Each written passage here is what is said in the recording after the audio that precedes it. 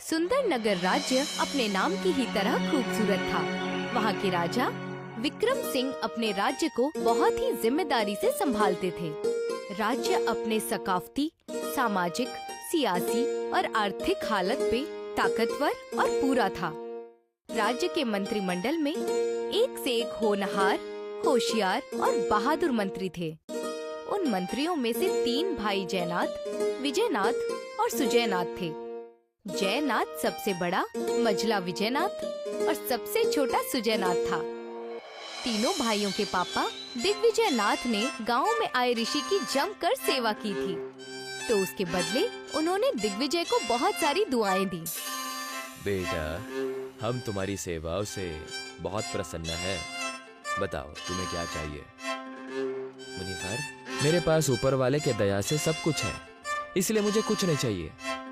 लेकिन मैं अपने होने वाले लड़कों के लिए कुछ मांगना चाहूंगा। ठीक है बेटा, तुम्हें 3 बच्चे होंगे और तीनों भाइयों के पास अलग अलग शक्तियां होंगी। तीनों में मानव, दानव और फरिश्ते की शक्तियां होंगी। यही मेरा आशीर्वाद है। जाओ, खुश रहो। दिग्विजय को जब 3 बच्चे हुए, तीनों के पास अलग अलग शक्तियां थीं। जयनाथ बड़ा ही होशियार और बर्ताव का अच्छा था, जो कि किसी भी मसले को अपनी होशियारी से हल कर सकता था। अपनी आँखों को दूसरों की आँखों में डालकर वो इस तरह बात करता कि सामने वाला उसकी बात को मंजूर कर ही लेता। विजयनाथ की बाहों में बहुत ताकत थी। सुजयनाथ के पास मोहब्बत और हमदर्दी की शक्ति थी, जिससे वो पत्थर दिल इंसान या जंगली जानवर के दिल को पिघला सकता था। वो किसी भी इंसान या जानवर के सिर पर हाथ रखकर उसे अपने वश में कर सकता था। तीनों की खूबियाँ उनके पापा को पता थी। अपनी तालीम हासिल करने के बाद जब तीनों भाई अपने पापा के साथ बैठे, तो पापा ने कहा, सुनो बेटा, तुम्हारी शिक्षा आज पूरी हो गई। मैं चाहता हूँ कि तुम तीनों के पास जो अलग अलग शक्तियाँ हैं, उसका इस्तेमाल तुम अपना भविष्य बेहतर करने के लिए करो। इस तरीके से तुम्हारी शक्तियाँ इंसानियत के लिए बहुत ताकतवर साबित होंगी। तीनों भाई अपने अपने वरदान की शक्तियों के बलबूते पर सुंदर नगर राज्य में मंत्री के ओहदे के लिए चुने गए। तीनों भाई अपनी अपनी ताकत से सुंदर नगर राज्य को सबल और परतोष बनाने में लग गए।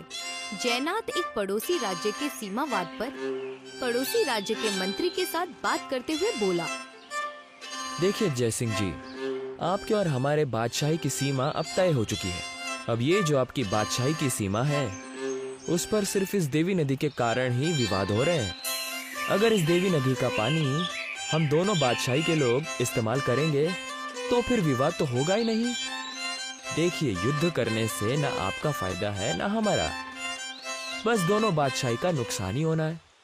इसलिए मेरा सुझाव है कि हम सुख और शांति से रहें, तो हमारे बादशाही का भी भला होगा और हमारा भी। ठीक कह रहे हैं आप जयनाथ। 10 साल से चले आ रहे इस मसले को आपने कितनी आसानी से सुलझा दिया। हमें आपका सुझाव मंजूर है। मंजूर क्यों ना होता। जयनाथ ने दूसरे मंत्री की आंखों में आंखें डालकर अपनी होशियारी से कुछ इस तरह मसला सुलझाया था कि उसके दिमाग की ताकत का परिचय और फायदा दोनों राज्यों को हुआ था।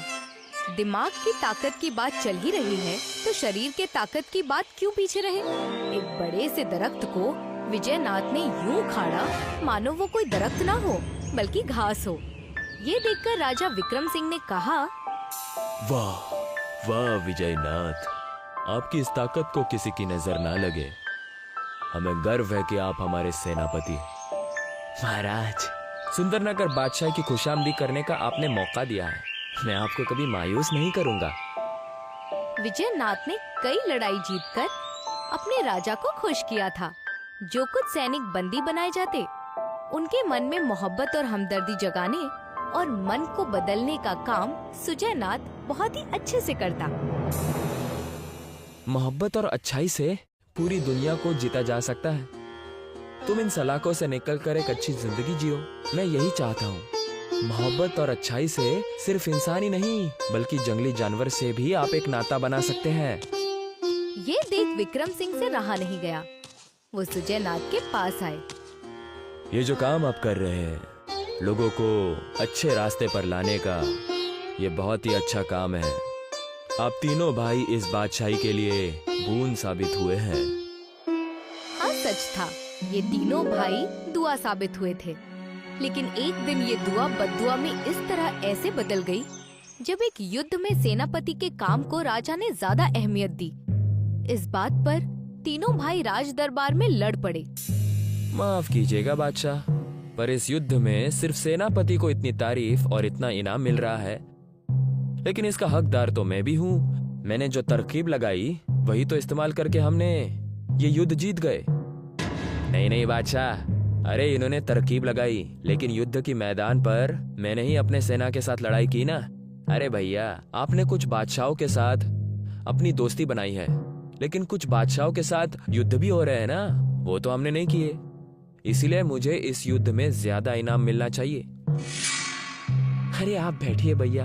मैंने जब दुश्मन देश से सुनाई की और उनको समझाया कि युद्ध करने से क्या क्या नुकसान हो सकते हैं, तो मैंने उन्हें युद्ध के विचारों से दूर कर दिया। ये बहुत ही जरूरी काम है।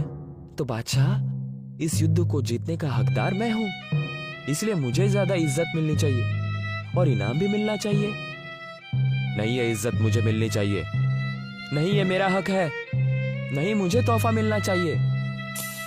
तीनों भाइयों में कुछ इस तरह झगड़ा हुआ कि भरे दरबार से तीनों भाई एक के बाद एक बाहर निकल आए। राजा विक्रम सिंह के मन को ये बात बहुत बुरी लगी। उन्हें लगा कि उन्हें सजा दी जाए, मगर वो कुछ नहीं कर पाए क्योंकि तीनों उनके राज्य की शान थे। राजा ने तीनों भाइयों को समझाने की बहुत कोशिश की, लेकिन बात नहीं बनी। तीनों भाइयों में अलगाव आ गया। उसके कुछ दिनों बाद राजा के दरबार में कुछ 4-5 लोग रोते हुए आए। बादशाह, हम बहुत दुखी हैं। जल्द से जल्द कुछ कीजिए, नहीं तो हम मर जाएंगे। हुजूर, हमारा तो नसीब ही फूट गया। उस आदमखोर शेर से हमें बचाइए। लेकिन ये तो बताओ कि हुआ क्या है। हुजूर, हमारे कस्बे में एक बड़ा ही आदमखोर एक शेर आया है। उसके मुंह से आग निकलती है और वो अपने शिकार को जलाकर खाता है। उसे कोई मामूली हथियार नहीं मार सकता। उसने हमारी गाय, बैल, बकरी, औरतों और कस्बे के कुछ लोगों को अपना शिकार बना लिया है। वो तो जंगल के जंगली जानवरों को भी खा रहा है। जल्दी कुछ करिए हुजूर, कुछ करिए। ये बात सुनकर विक्रम सिंह परेशान हुए। उन्होंने तुरंत ही अपने सैनिक को जयनाथ, विजयनाथ और सुजयनाथ को बुलाने के लिए भेजा और वो तीनों तुरंत राजा के सामने आ गए। बादशाह, ये मामला आप मुझ पे छोड़ दीजिए। मैं ऐसा जाल बिछाऊंगा कि वो आदमखोर शेर उसमें फंसेगा और पकड़ा जाएगा। नहीं बादशाह, ये काम तो मेरा है। मैं उसे ऐसा मसल दूंगा कि खत्म कर दूंगा। बादशाह, इस बार आप मुझे भेजिए, मैं उसे अपनी शक्ति से शांत कर दूंगा। तीनों जब उस शेर का सामना करने गए तो उस जादुई शेर के सामने किसी की एक ना चली। विजयनाथ ने उससे 2 हाथ करने चाहे तो शेर ने घायल कर दिया और ये सब देखकर सुजयनाथ की उसके सामने जाने की हिम्मत नहीं हुई। तीनों थक हार कर राजा के पास आए। मुझे नहीं पता था कि वो इतना ताकतवर और खतरनाक शेर है। मुझे लगता है कि शेर को तुम तीनों को साथ मिलकर हराना होगा। उसके लिए तुम तीनों को एक साथ आना पड़ेगा। मेरी बात मानो और खुद के अभिमान को छोड़कर बादशाही के भलाई के लिए एक साथ आओ। तीनों को राजा की बात माननी ही थी क्योंकि राज्य की सुरक्षा का सवाल था। जयनाथ ने एक तरकीब रचाई जिसमें एक गांव के बाहर वाली गुफा जो कि जंगल में थी, उसमें कुछ भेड़ बकरी इस तरह बांधे गए कि शेर को सबसे पहले वही नजर आए।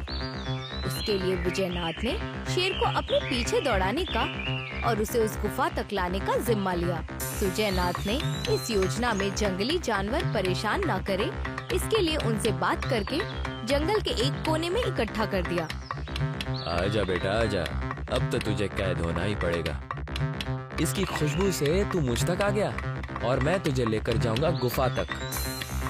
आप दोनों यहीं पर इसी जगह जमे रहना। अगर आप में से किसी को उस शेर ने देख लिया ना, तो वो गुफा को छोड़कर आपके पीछे आएगा। फिर क्या था, जैसे ही शेर आया उसने विजयनाथ के शरीर से आने वाली बू को सूंघा और उसके पीछे दौड़ पड़ा और विजयनाथ गुफा तक पहुंचकर जंगल में कहीं गायब हो गया। तभी शेर की नजर गुफा में बंधी भेड़ बकरी पर पड़ी। वो शेर गुफा में घुसा। तभी विजयनाथ ने एक बड़ा सा पत्थर गुफा के दरवाजे के सामने गिरा दिया और शेर गुफा के अंदर ही अटक गया। तीनों अपना काम कर राजा के पास आए तो राजा ने उनसे कहा, देखा आप लोगों ने एकता की ताकत। एकता में जो ताकत है वो हमें किसी भी मुसीबत से बचा सकती है। इसलिए आप तीनों भाई हमेशा एक साथ रहिए। हुजूर, हमें अपनी गलती का अफसोस है और साथ रहने की ताकत समझ आ गई है। आज से हम तीनों साथ में रहेंगे।